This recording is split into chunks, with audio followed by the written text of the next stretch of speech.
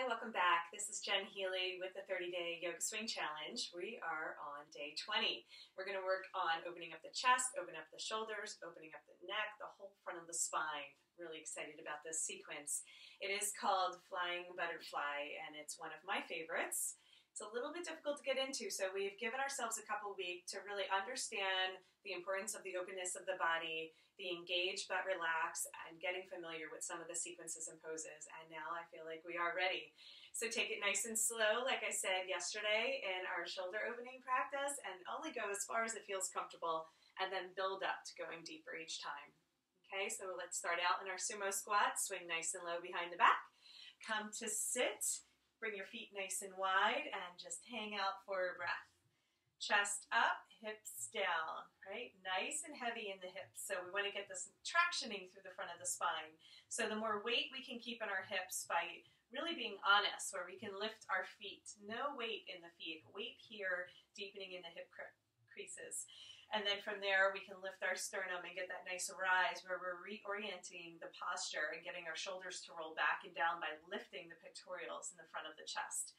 Neck and head stay in line with the body, nice and relaxed. If you're leaning back too much, because that's how you lift the sternum, you're going to strain the back of the neck. So just keep that in mind.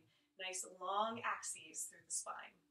Now from there, let's go ahead and keep our arms wrapped around, keeping our hook underneath the arms. Grab for the leg loop, use your core, get the leg loops behind the knee.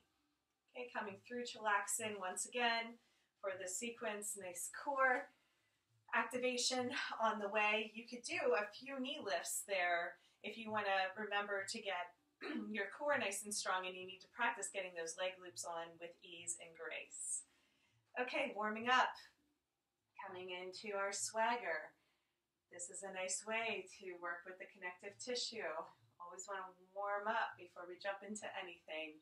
And I do encourage you to spend more than 5 minutes with each video. Either repeat the one we did before or go ahead and do this a few times so you feel like you can ingrain it into the cellular memory, so it becomes second nature.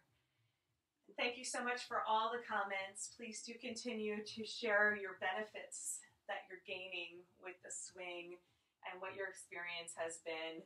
It's been so helpful and wonderful to hear from you. And I'm super excited to give a swing away at the end of the month. So stick with it. You're doing a great job. Let's come to neutral. Open up the arms. Reach forward. Okay, when we reach forward, if you're confused about the swing is behind our back, coming up and touching the shoulders, the leg loops are behind the knees. And when we reach forward for the knees, we can slide up. Really important to make sure you're holding onto the leg loops. These become our stabilizers. Okay, so this is our hook, and these are our anchors. Okay, great. We're just getting familiar with the language and getting it down. Okay, let's start with our silver spoon. So take a big inhale and arch and open. Exhale, go ahead and squeeze, round in for floating child. Inhale, open. Arch. Exhale, round in, squeeze. Loosening up the hip joints and lubricating the spine. Exhale, squeeze. Undulating the spine, so arch and open, and then exhale, round in. Inhale, open, and this time we're going to try balancing again. Remember when we stayed right here, there's a tight spot in the hips, and if you feel like saying ooh la la, or owie, or wow, then you're in the right place. But we have to get to rotate the pelvis. What's going to happen is we're going to rotate the pelvis forward so the feet come back. Okay, we practiced yesterday a little bit, but we're going to go a little bit further. And with our balance, we're going to come through Skydiver. So our arms are now in front of the leg loops. Let me show you that one more time in case you were like, what just happened? I missed it. Okay, so when we're here, we open up bicep curl balance. I bring one hand in front and then the other hand in front. So at first I'm pushing the leg loops away. I'm coming straight up and down and balancing. And then what I'm going to do is lean forward with my hips. Most people keep their hips synced back, right? And they look like this. I'm just showing you because I've been working with hundreds and hundreds of people. What I see is a common place where people get stuck. The feet are going to come together. Keep pushing your hips down towards the ground. If you're synced back in the hip joints, I want you to push your hip flexors towards the ground. It will happen. Trust me, it'll get there. And then your hands, your thumbs, are in line with your shoulders. They're not back. You push them forward so you can lift your chest. We call this Skydiver. And Skydiver feels really, really good. Head is going to stay in line with the body at first, and you're just going to gently bank from side to side like you're flying an airplane.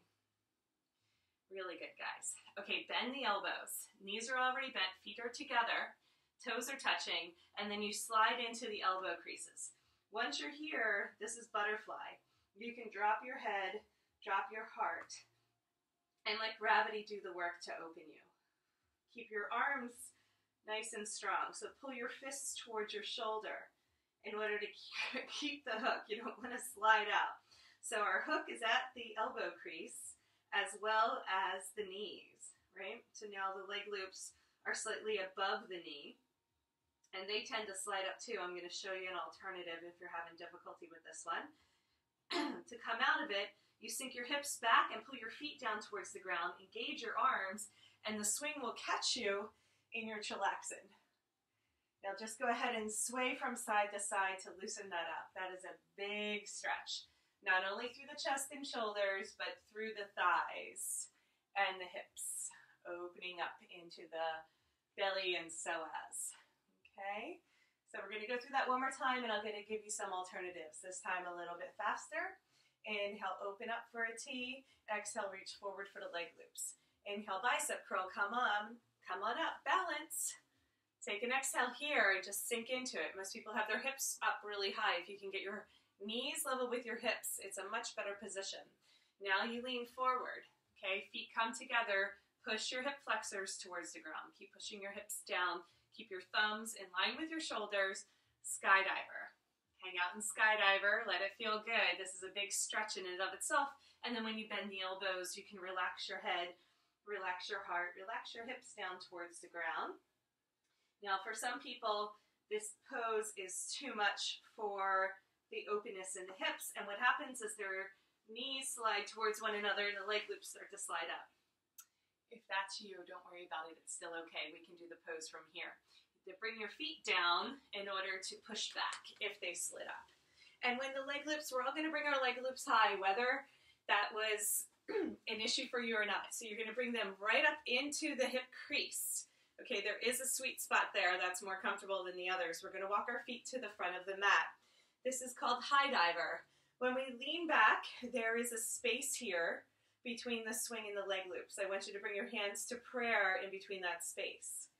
When you push your arms forward, you can push the leg loops away. So you're going to bring your legs wide and push the leg loops away at the same time.